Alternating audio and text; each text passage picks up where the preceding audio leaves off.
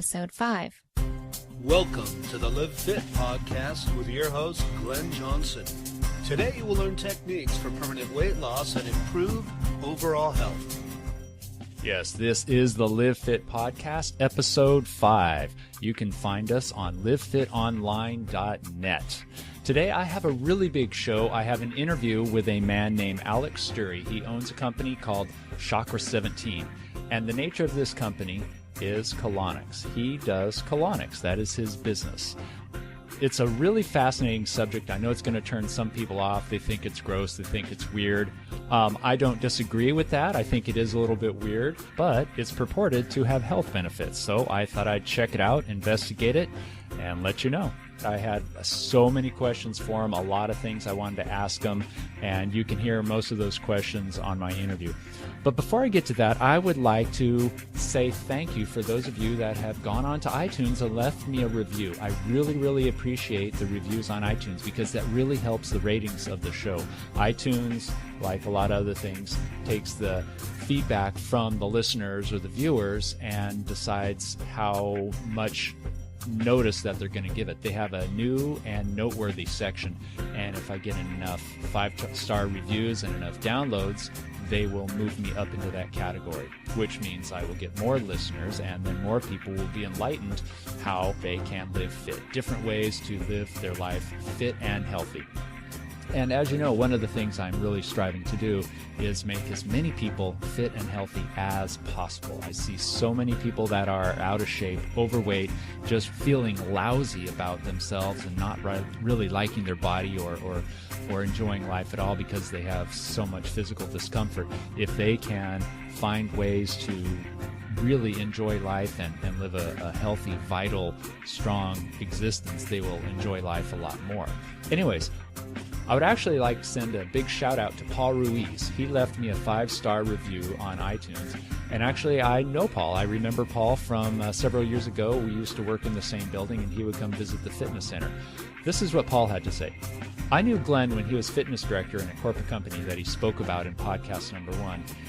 As he did there and is evident in Live Fit, his message is still the same. Eat well, live well. They go together. He's a model for the message he's wanting many to hear, and furthermore, to see many have lived their lives transformed. I highly recommend Glenn. Thanks, Paul. It's good to hear from you. Next, I have one by Cascade Man. Glenn is top-notch and practices what he preaches. His approach is to stick with what we know helps people regain health and fitness, not fads that come and go. If you're looking for someone to mentor you through the trials and tribulations of this difficult process of gaining fitness, Glenn is your man. Well, thank you very much from the two of you. Every time I have some reviews, I'm going to get on the show and give you a personal shout out. I have 4 5-star reviews on there at this moment. I would like to get a few more. And also, as of right now, I have about 200 downloads. So that's pretty exciting from my 4 podcasts that have so far been published. Just so you know, the next episode of the Live Fit podcast will come out next Monday. I normally like to come out on Thursdays, but I'm going to have one this Thursday and then next Monday, because what I did with this interview is I split it in half, and I want to be able to bring it to you as quickly as possible almost, and still give me a little bit of buffer and some time to work on it. So without further ado, I think what I'm going to do is just turn this interview on and let you hear my questions and Alec Steury. Thank you for listening to the Live Fit podcast. I have with me Alec Steury, and he is what's your title? You can call me a colonic hygienist. A colonic hygienist. hygienist. Colon hydrotherapist. Colon hydrotherapist. I like that. So a little water therapy here. Yes. And he owns a business called Chakra 17. And I would like to hear a little bit about you, Alec, how you got into this. It seems like kind of an odd profession. It's not one that I run across every day. And I would just really like to know how you got into it. Absolutely. Well, it's kind of a curious story. At the time, I was 22 when I was introduced to this practice. And I was relatively adrift with my life in terms of having some kind of preconceived notion as to what I was going to be doing. I was young and kind of restless and very interested in many things. So the idea of colon hydrotherapy as something I would be doing with my life never ever occurred to me. before, literally, I was introduced to it on the day that I had my first colonic. So my wife, who was my girlfriend at the time, she had been undergoing some pretty gnarly, continuous struggles with her health. She was experiencing like chronic, relatively daily headaches. She would get migraines usually once or twice a month around the time of her cycle. And she also underwent just a relatively heinous menstrual cycle itself. So the first day of her period would be literally, she would be on the floor, sometimes in pain. Holy cow. Crying from the suffering of cramps. Jeez. And various other kind of symptoms that come with the period, but just in her, the scale was kind of off the charts in terms of extreme uncomfortableness. So she had met a woman who had had the same issues as her all her life. And this woman, who had tried many, many other types of, holistic health practices and also gone the Western medical route, had never found any relief from what she had been experiencing except through, she said, colonics and looking really critically at her diet. So my wife, when she heard this, she was extremely excited because she also had gone the Western route and hadn't had success with that. Their main way of dealing with what she was going through was to prescribe pain medication, right? Which, of course, was fantastic in the moment, but in the long haul, it didn't ever get to the root cause of her issue. So my wife had been given the probable diagnosis by several different naturopaths in town that she possibly had endometriosis, which, Whoa. Of course, is a very serious thing. Right. Now, she didn't feel like that was what was going on with her, and they weren't exactly positive that was exactly what was going on with her. But either way, she was very concerned, and she had tried numerous other holistic therapies as well as Western medicine, and to really no avail for her. So she decided to try colonics, and what was really amazing was that within literally 4 colonics, her headaches disappeared, her migraines stopped, and her period became relatively normal. It was still uncomfortable for her to go through it, but it was kind of on the scale of very, very manageable. Before this, literally, she would have to go home from work sometimes. Wow. I mean, it was very serious for her in terms of the disruption of her life. So she ended up getting 4 colonics in 2 months, had this kind of life-changing experience around that she contributed to colonics. She started looking more critically at her diet, and things shifted there too. But it was very, very clear to her and I both that the most probable cause for the kind of relief she was experiencing was from this incredible release that she was getting through colon hydrotherapy. So, this was extremely inspiring to me because before, when I had first heard about it as something that she was interested in doing, I wasn't completely not open to the idea, but at the same time, I had an incredible amount of hesitation. The idea of it is very strange in our culture. Right. I didn't necessarily understand how it worked, or even how it could possibly work for the body. But after seeing what my wife went through, I was really, really, really interested. So I signed up for a colonic. I showed up at the woman's door, and for me, it was like we had an instantaneous kind of rapport, this woman and I. We just were fast friends. And when I got on the table, which is what we call the colonic unit, it was a bizarre experience because within 5 minutes, I literally had a kind of epiphany. It was like a cartoon, like with a light bulb going off in my head. I knew for a fact that this was exactly what I was supposed to do with my life. Really? Yeah, I mean, I know that sounds strange. Not strange, but rare. It's rare, right? Like Yeah. I have rarely had an experience like that where I just knew without any hesitation, that this was it. And I had been in college previously before that, and I dropped out of school because, again, I didn't really know what I wanted with my life. And in the meantime, I had been studying holistic health practices and nutrition through some correspondence courses. I've been taking some classes at the community college on the body, and I had been doing tons of reading around it. So when I felt like I had this knowing of what I was supposed to do with my life, it kind of lined up with things I was already previously interested in some way, shape, or form.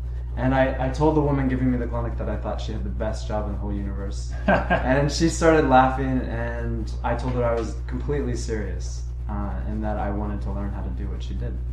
And she said, "Oh my gosh, that's so funny and interesting, because I've been looking for an apprentice for the last year and I haven't found anyone that really kind of fits the bill." No kidding. So, I finished my Colonic. I felt extraordinary. The release that occurred in me physically and emotionally was profound. Nothing where it was like mind-blowing, I went home completely different like that. But at the same time, something did shift in me that was big. And I could feel it. It just wasn't able to quite put words to it. So I went home that night, and within about an hour of getting home, this woman calls me on the phone, and she says, "I know this is really strange because I don't know you at all, and I have no idea why I'm doing this, but I really feel like you're the person for the job. And I would like to work with you and train you to do what I do, and kind of bring you into the fold." Wow. So I started training with her just a couple weeks later, and it was the beginning of about almost a year-long process of apprenticeship, old-fashioned, hands-on, Wow. one-on-one with her. My wife ended up apprenticing with her. She was invited to do that as well. And that was kind of how it happened. I really feel like Colonics honestly have found me in a way. Wow, that's really fascinating. It is very unusual for somebody to really have an epiphany like that and find their calling. And it's a lot of people just sort of bounce around or float around and don't really find that in their life, and so they're probably very envious of you. I didn't quite have an epiphany moment to take me to where I am now, but I've had many smaller ones that kept leading me in this direction. So I know what you mean. It just wasn't such a huge flash like you described yours. Right. And I think that is so common in life. We have these little synchronicities or subtle coincidences, you could call them, that kind of show us the path. And for me, that was kind of what actually led up to that whole experience. Life's of these little kind of subtle pushes in that direction. Looking back, I can see this very clearly. But then when it happened, it was extraordinary, and I couldn't ignore it, even though it was honestly very odd for me to think of myself as pursuing this as some kind of practice in my life. Yeah. I have, I think probably like 87 questions here for you. And before I get to my list of questions, well, first of all, let me say that back in, 10 years ago or so, I lived in LA, and there was sort of a colonics were sort of a fad, not mainstream, but it was talked about, and there was some interest. And I remember some DJs on K-Rock went and had one done, and they were on the air while doing it or something along those lines. But they had been talking about it for weeks, and then finally somebody went and did it, and it was all very entertaining and that. And if I remember right, the guy who had the Colonic didn't really feel any different afterwards. He said, "Oh, well, it was weird, and that's about it. I don't really notice any difference now." And so that's about all I know of it. And I think probably 10 or 15 years before that, it was kind of in vogue-ish, again, as a health restorative procedure that for one reason or another attracted notice. And so I hadn't heard about it for a while until I heard about you. And so that's why I'm here, and that's why I'm interested in it. And it just seems like one of those odd things that, why do you really need it? Maybe it does help, but so would eating a bunch of fiber and letting the body take care of itself naturally. And so that leads me to my first question. Why not just eat a healthy diet of high fiber fruits and vegetables, drink plenty of water, and get the appropriate amount of exercise? Wouldn't that, in effect, do the same thing as what you do here? Well, honestly, in an ideal world, it probably would. In terms of, if we lived in a world where we were not dealing with a constant bombardment of chemical pollution in the environment, And then, of course, we have kind of the stresses that we encounter as modern humans on the planet. Of course, there's always been stress, but I think that most of us can probably agree that the kind of emotional stress that we deal with on a regular basis is kind of relatively high at this point in time. You know, there's a very huge lack of support for a lot of people on the planet in terms of having their basic needs met, materially and also emotionally.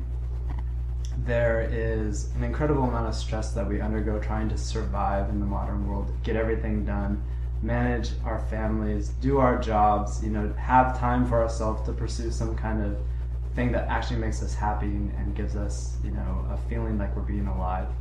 And I think that all those things come together in a way that actually can create holding in the body. So, you know, I hear this all the time. Well, why can't I just eat really well and eat lots of fiber, exercise, drink water, and just go to the bathroom? You know, the body should be able to take care of itself. Right. Of course, right. The body should be able to take care of itself. That's the operative word there, is the should. The thing is, though, if you look around you, even amongst people who are extremely healthy, or who appear to be very healthy on the outside in terms of what they're doing, there is an extraordinary amount of disease in this culture. And from our perspective, what we find again and again is that just like if you were to go into a massage, most people would find that when the massage therapist begins to work on their body, they have an incredible amount of muscular stagnation all throughout their body. I'm sure you've had this experience. Yes. You go into massage, you feel pretty good. Someone starts digging into your back and it's like, oh my God, what are they doing back there? Like the amount of tension in my shoulders is like astronomical. But it's something that we maybe don't even acknowledge until we get into a place where we actually can relax and someone can start doing work on us in a way that we wouldn't normally have access to our body. So like with a colonic, what we find is that the colon, because it's a muscular organ, it actually responds to the same kind of stressors that we undergo on a daily basis. So just like our shoulders get tight from being at work all day long, that tension in the body literally radiates from within and then towards the external. You know, we have tension that arises literally at the kind of core of the body and then proceeds to manifest outwards. And so that's kind of a novel idea for a lot of people, right? Because most of us have never heard of this kind of concept before. And honestly, you know, I don't know if there's any kind of experiments that have been done that can prove what I'm saying is accurate. But what I see again and again is that people come in, we start to work on their colon in terms of using hydrotherapy. And there will be specific points in their colon that will feel tense in terms of that muscles are actually holding themselves tighter. So like when we do colonics, we palpate the abdomen, you know, to feel kind of what's going on there. And it's absolutely very obvious and very clear very quickly once you get into this and have given, you know, thousands of colonics like I have, that the way people hold their colons actually varies from individual to individual. Really? So like you might meet someone who has incredible tension on just the right hand side of the body in the upper right hand quadrant, which would be, according to our knowledge, would be in relation to the liver. So in Chinese medicine, in acupuncture, acupressure, they have kind of these maps of the body that exist in terms of there are points on the body that are specifically indirectly related to organs in our body. So like if you go to get acupuncture, they might stick a needle in your back to affect your liver, even though it's actually nowhere near the liver. In the colon, we have sort of a similar thing going on in that we find that there are reflex points in the colon that are indirectly related to the liver or reflexively related to the liver or any other organ in the body. And if there is either physical stagnation in those organs or if there is emotional holding in those organs, and this is a really novel idea for most people, that it will actually reflexively cause muscular contraction in the colon in that particular area where it's reflexively connected. So like if someone comes into me and I can feel that there is an incredible amount of tension, say again in this upper right hand corner quadrant of their colon, and there's nothing happening on the table during their colonic, and we start to talk, maybe suddenly they start to talk about an experience that they had that was extremely frustrating or made them feel very angry, or to which they feel very hostile.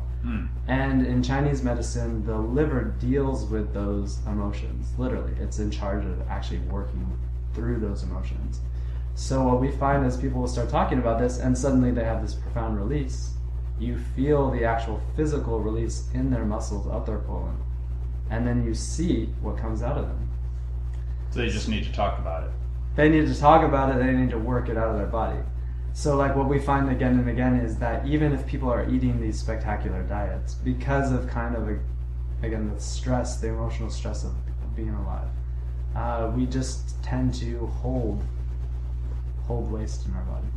So am I to assume that chakra 17 has something to do with the colon?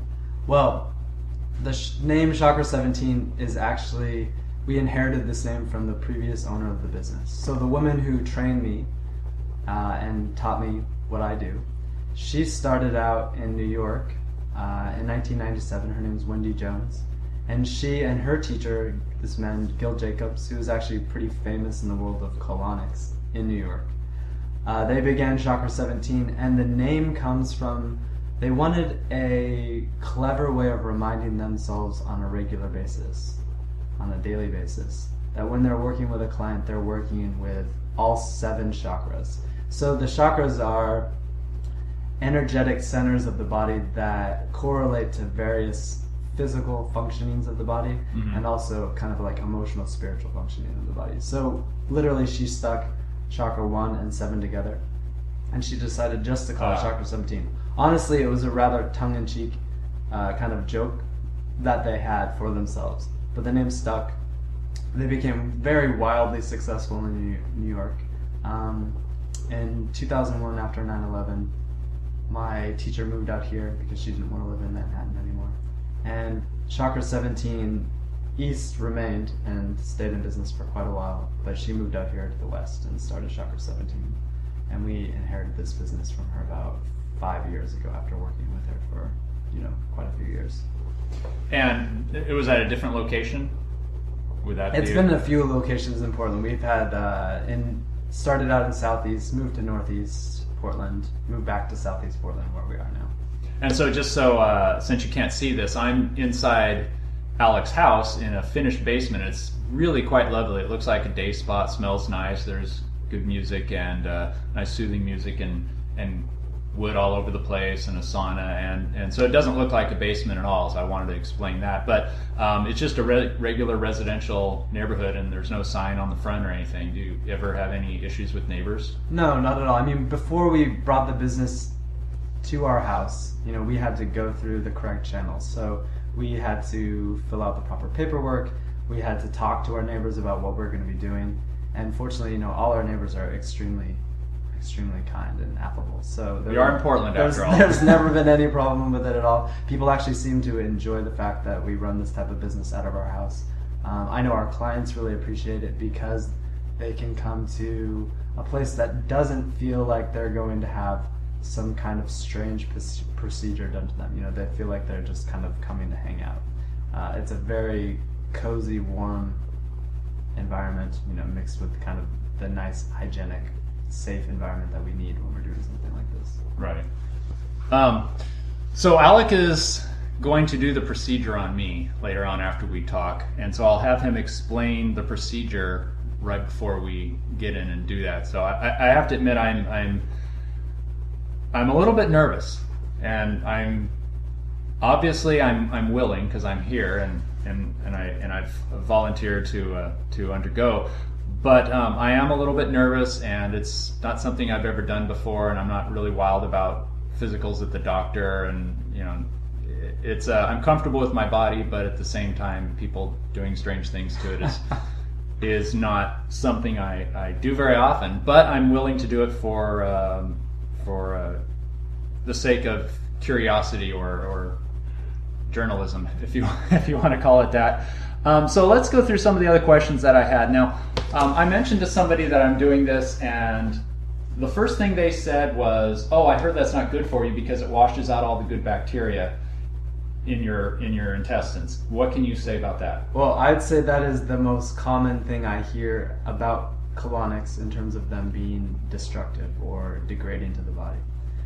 What I would have to say to that is there are so many ways in which we already harm the body through our various practices in this modern world that literally debilitate or destroy the good flora and protective bacteria, etc., that we want in the colon.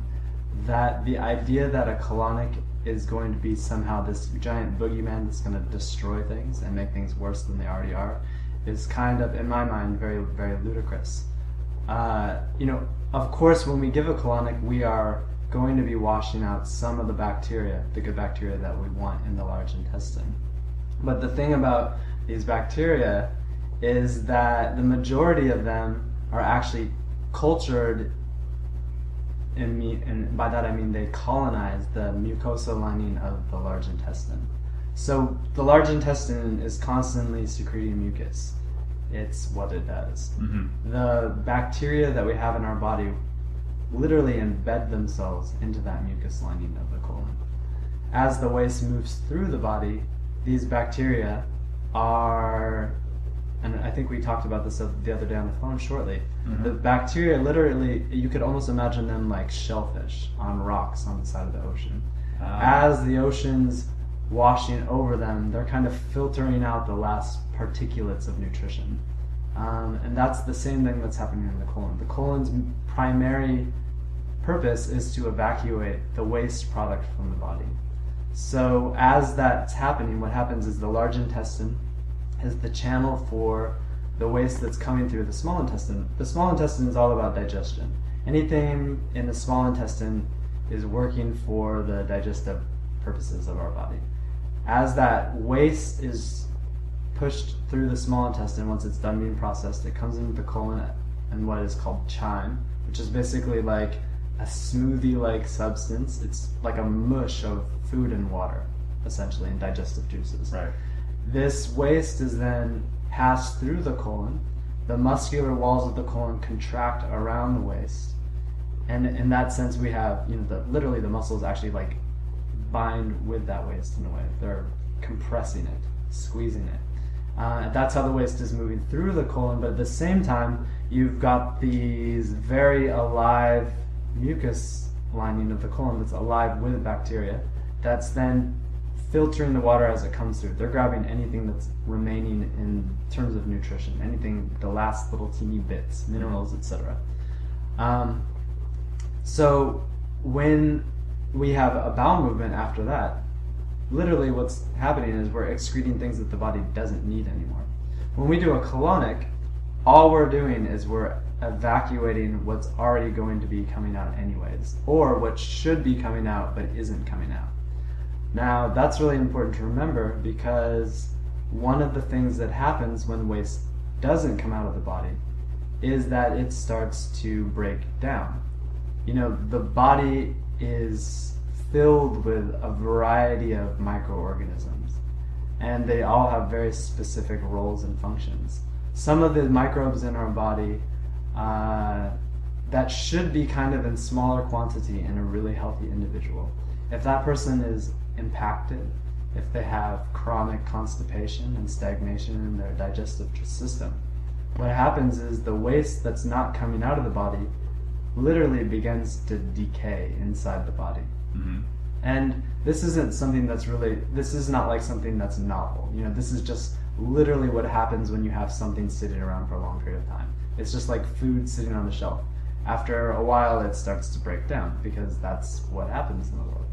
So when we have a colonic, what we're doing is we're attempting to remove waste that is either just going to be moved out of the body anyways, or waste that's been sitting in the body for too long a period of time and is actually decaying in the body. So when that happens, the mix of bacteria in the colon actually becomes rather hostile.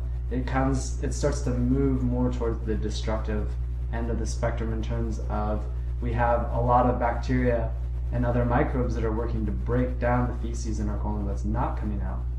And we have kind of a loss of the healthy and beneficial bacteria that would normally be active in the colon if we were having really thorough, profound, non-stagnant evacuation all the time. So there's good bugs and bad bugs. Good bugs and bad bugs. What do the bad ones do? Well, again, the bad bugs, and honestly, it's hard to call them bad. I think is kind of like, because they don't think they're bad. Not necessarily true, because they're not necessarily bad, right? They're just doing their job. Right. The thing that's bad is that our body isn't built to accommodate a bunch of decaying waste inside of it. The kinds of chemical compounds and kind of detritus of the breakdown of that waste is actually very harmful to our body. And because the colon is permeable, in the sense that water is continuously passing out through the colon, right, anything that is contained in that water is going to have an effect on our bloodstream, on our body, on the whole body.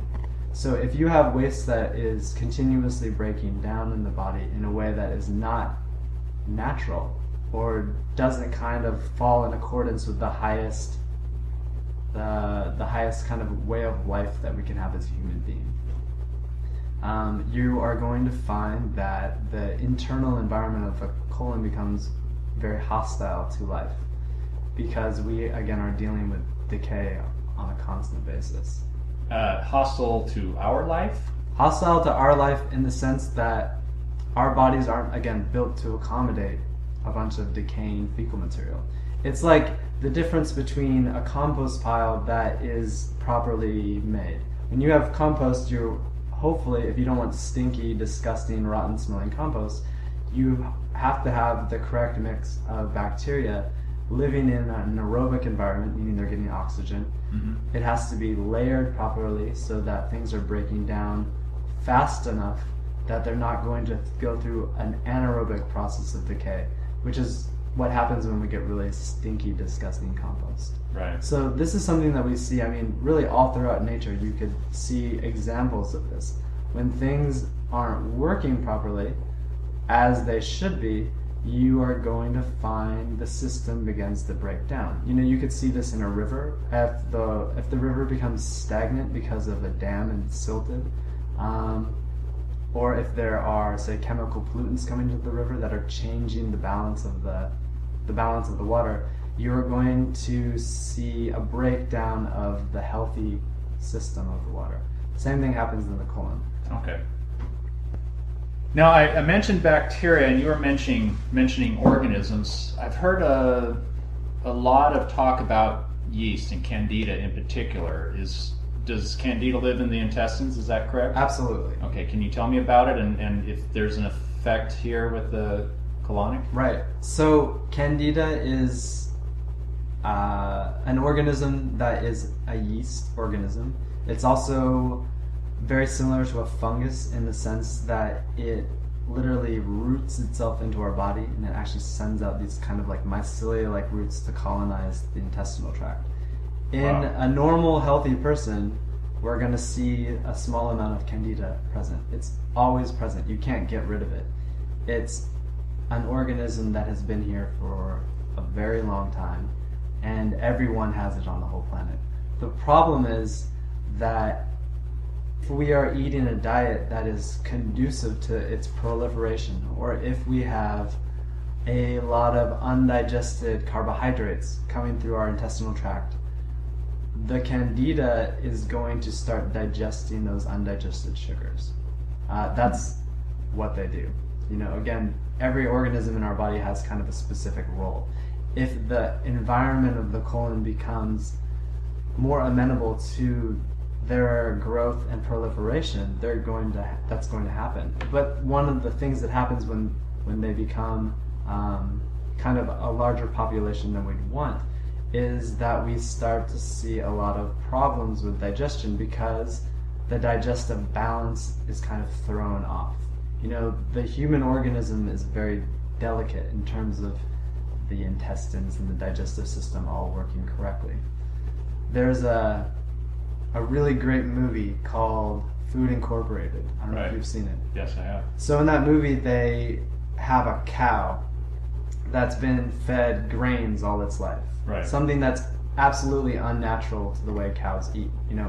If you were to go back 200 years, you would find, or I don't know how long, 1,000 years, you'd never find a cow eating grains. They don't do that in the natural world. But in the factory farmed industrialized world, we force feed cows grains. They don't have any choice but to eat it, and so they do. And what they said in that movie that I found really interesting was that there was all kinds of pathogenic organisms in the cow's intestinal tract because it was eating a diet that was completely unnatural to it. To digest those grains properly, because the cow's stomach can't actually do it, it has to go through a process of decomposition, fermentation or putrefaction by bacteria. So the same thing, and other types of microbes, right? Right. So the same thing happens in the human environment. If we are eating foods that are basically unnatural to our digestive evolution, we are going to get a proliferation of microbes that are unnatural in terms of the kind of population in our body. When Candida becomes very, very prevalent in the intestines, in the colon, it can create numerous health difficulties. Candida overgrowth isn't something that's really recognized a lot in Western medicine yet. But in naturopathic medicine and in Chinese medicine, they have ways of looking at the digestive tract and recognizing kind of that imbalance, and seeing that it actually can be very destructive. One of the reasons it can be very destructive is that as Candida becomes more and more prevalent, again, they colonize by sending out these little mycelia-like roots through the tissues of the body. They can actually drill through the large intestine and the small intestine. They can perforate it, and that's when we get what's called leaky gut syndrome. So then we have literally holes, microscopic holes in our intestinal tract through which things that normally wouldn't be entering the bloodstream enter the bloodstream. So we have undigested food waste actually coming through the intestines and entering into the bloodstream. And if Candida finds its way out of the intestines, it can actually systemically colonize the whole body. And then we can have loads of trouble, because then you have, again, a microorganism that would not normally be anywhere but the digestive tract, colonizing the entire body. Now, I want to go back to something you said early on about when I asked you about Candida, and you were giving the explanation of it, and you said that Candida feeds off of poorly digested carbohydrates. Now, what would cause that?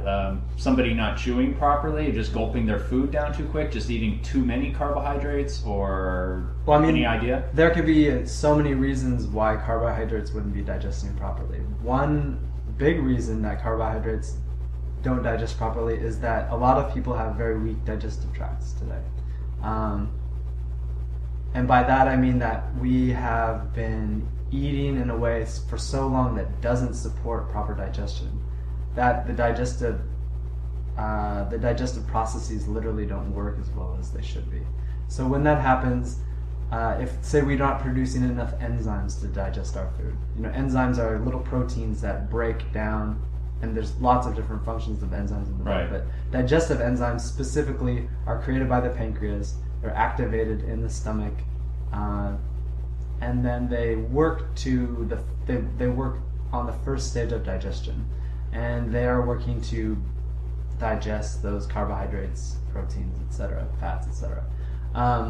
But if we're not producing the right amount of enzymes, then those carbohydrates, proteins, etc., aren't going to break down digestively the way they are supposed to, and they are instead going to break down and be digested by microbial action in the intestines. So that's one way. Another thing that happens is that a lot of us are eating just an incredible amount of carbohydrates, and usually when I talk about that, I'm talking about refined carbohydrates. Candida has a really profound affinity for simple sugars. They love refined carbohydrates. So if our diet is composed of huge amounts of refined carbohydrates, if we're drinking several cans of soda a day, taking in more sugar than our ancestors would take in over the course of several months in one day. We're putting our body in a very precarious position. The human body is an immaculate creation, biologically, evolutionary. Like, it's taken billions of years of evolution for us to get where we are now. And we've primarily been eating the same diet throughout that entire experience. Of course there's going to be variations depending on where you live, but the human body co-evolved with all the foods in the natural world that we eat, that we ate up until about 200 years ago. I read something recently that was very interesting. It was saying the modern American eats anywhere from, on average, 25 to 35 foods their whole life. So that would be, wheat, corn, soy, chicken, beef, potatoes, tomatoes, etc. The things we commonly find in the foods that most people are eating again and again. Lots of sugar, etc. Our ancestors, they were saying, even just about 200 to 300 years ago, we're eating anywhere from 300 to 500 different types of foods. Oh, no kidding. Throughout their life.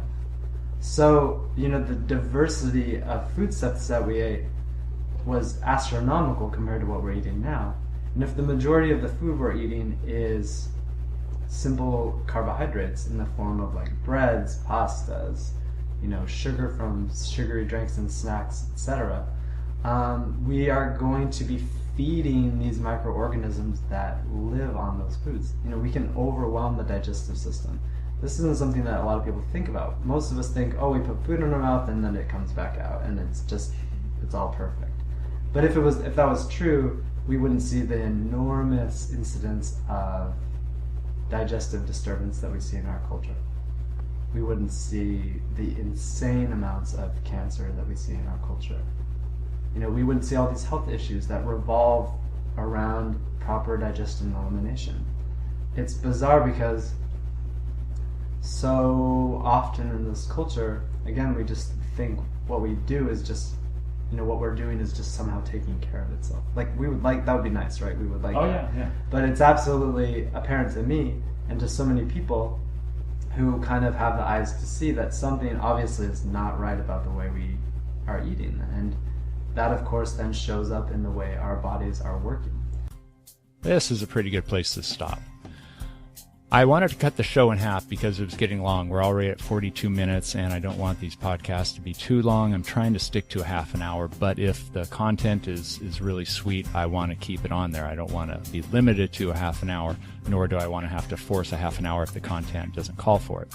But I'm going to publish the second half of this show in just a few days. You're not going to have to wait a whole week. So I would like to thank Alec Steury once again from Chakra 17 West. You can reach him at chakra17west.com. That's CHAKRA number 17 West, WEST.com. And I would like to say thank you for everybody who's listened. I would also like to thank everybody who's left reviews and 5-star reviews for iTunes and has visited my website or my Facebook page just to say hi. But I do want to offer a little challenge to anybody listening there.